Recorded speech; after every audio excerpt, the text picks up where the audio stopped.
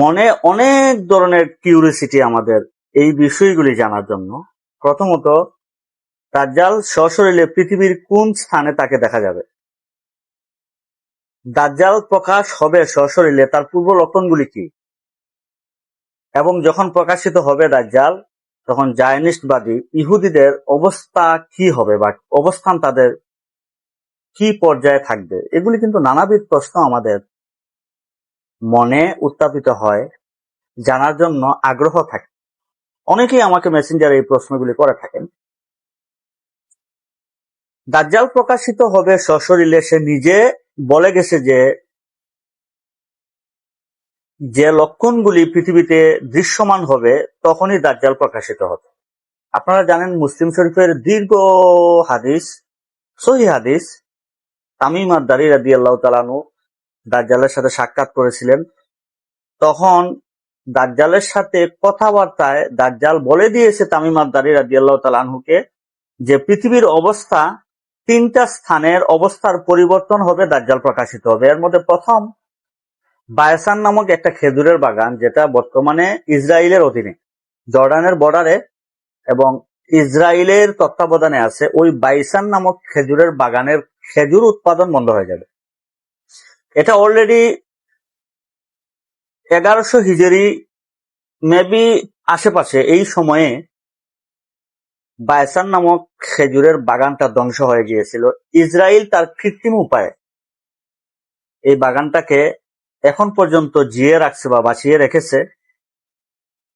এটাও একটা প্রশ্ন এখানে যে যেহেতু জায়নিসবাদীরা দাজ্জালের অপেক্ষায় অপেক্ষিত বা অপেক্ষমান, তাহলে এই বায়সান নামক খেজুরের বাগানটি কেন জিয়ে রাখলো, বা এই বায়সান নামক খেজুরের বাগানটি কেন তারা কৃত্রিমভাবে টিকিয়ে রাখছে, এর কারণটা কি? দেখেন, দাজ্জাল প্রকাশের যে পূর্ব লক্ষণগুলি, এখানে জায়নিসবাদীদের বা ইহুদিদের ধর্মগ্রন্থ তুরা বা তাওরাত, তুরাতে উল্লেখ করা আছে দাজ্জাল যখন প্রকাশ হবে ইহুদি বা জায়নিস্টবাদীদের কিছু আনুষ্ঠানিকতা আছে, কিছু কাজ আছে তারা করতে হবে। যে আনুষ্ঠানিকতা, এর মধ্যে একটা হচ্ছে গ্রেটার ইসরায়েল বিনির্মাণ। এজন্য তারা ওই দাজ্জাল প্রকাশের যে লক্ষণগুলি, সশরীরে পৃথিবীতে প্রকাশের যে তিনটা গুরুত্বপূর্ণ লক্ষণ, এগুলি তারা কৃত্রিমভাবে টিকিয়ে রাখছে। এর মধ্যে একটা হলো বায়সান নামক সেই খেজুরের বাগান, দ্বিতীয় হলো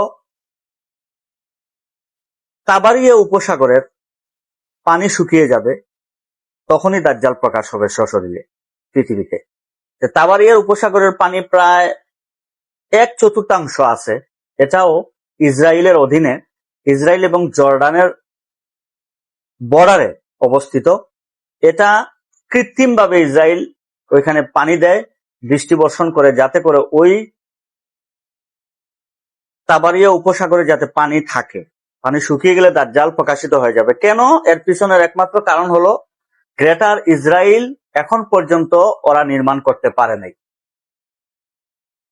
3 নাম্বার হচ্ছে জুগারকুপ, যেটা বর্তমানে ইসরায়েলে অবস্থিত, এই জর্ডান এবং ইসরায়েলের বর্ডারে অবস্থিত। লূত আলাইহিসসালামের 2টা মেয়েকে ওই জুগারকুপ থেকে পানি নিয়ে ওরা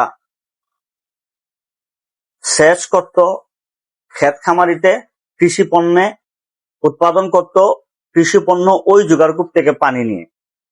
এই জুগারকুপ বা এই জুগারকুপের যে ঝর্ণাটা এখন পর্যন্ত শুকিয়ে যায়নি, তবে 1/3 শুকিয়ে গেছে। তারা কৃত্রিমভাবে এটাকেও তারা এখন পর্যন্ত টিকিয়ে রেখেছে। এর পিছনে একটাই কারণ, গ্রেটার ইসরায়েল বিনির্মাণের বাধা।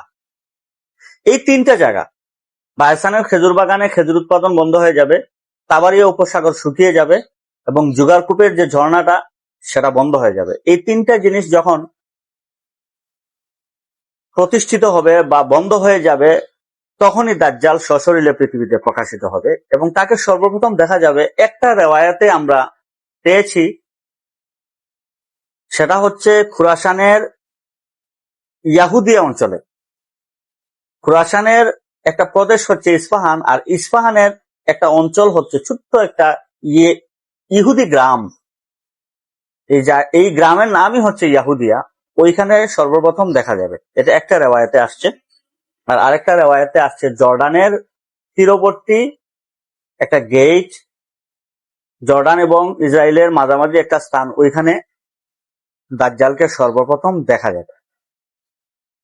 এই হচ্ছে স্থানটা, সশরীরে দাজ্জাল প্রকাশ হবে, দেখা যাবে। আর তখনকার সময়ে জায়নিস্টবাদীদের অবস্থান খুবই স্ট্রং থাকবে। বিশ্ব নেতৃত্বের যে একটা আসনে তারা আধিষ্ঠিত।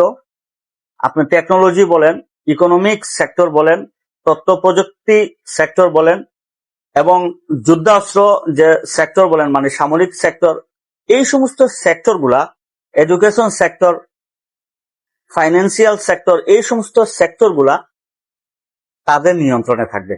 বিশ্বে তারা শাসন পরিপূর্ণভাবে করতে পারবে না, পরিপূর্ণভাবে পৃথিবীকে তারা নিয়ন্ত্রণে নিবে দাজ্জাল সশরীরে প্রকাশ হওয়ার পরে। এটা তাদের সূরা গ্রন্থে উল্লেখ করা এবং তারা এটা নিয়ে আশাবাদী।